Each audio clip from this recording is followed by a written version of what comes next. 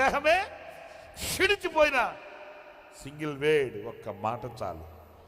ఆ నీటి వాసన ఆమేన్ నీ బ్రతుకుని మరలా శక్తివంతంగా మారుస్తుంది. నీ బ్రతుకుని మరో మలుపు తిప్పుతుంది. ఆశలే చచ్చిపోయిన పరిస్థితుల్లో మరలా నిన్ను సజీవునిగా లేపగలిగిన శక్తి వాక్యానికి దేవునికి ఉంది.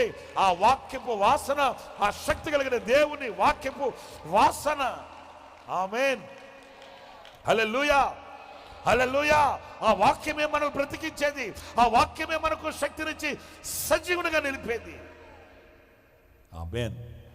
ఆ వాక్యపు వాసనలో నువ్వు కోల్పోయిన శక్తిని, నువ్వు కోల్పోయిన బలాన్ని, నువ్వు కోల్పోయిన దర్శనాన్ని, నువ్వు కోల్పోయిన ఏదైనప్పటికీ కూడా మరలా మరలా పొందుకునే ఆ అవకాశం వాక్యపు వాసన వాక్యంలో ఉందండి. స్తోత్రం కలుగుగాక. ఏ వాక్యం? ఏ వాక్యం? దేవుని వాక్యం. దేవుని వాక్యం పరిశుద్ధమైన దేవుని వాక్యానికి ఉంది. మనుషుల మాటల్లో కాదు, మనుషుల యొక్క పలుకులలో కాదు, మనుషుల యొక్క సూక్తులలో, చట్టాలలో కాదు. దేవుని వాక్యం.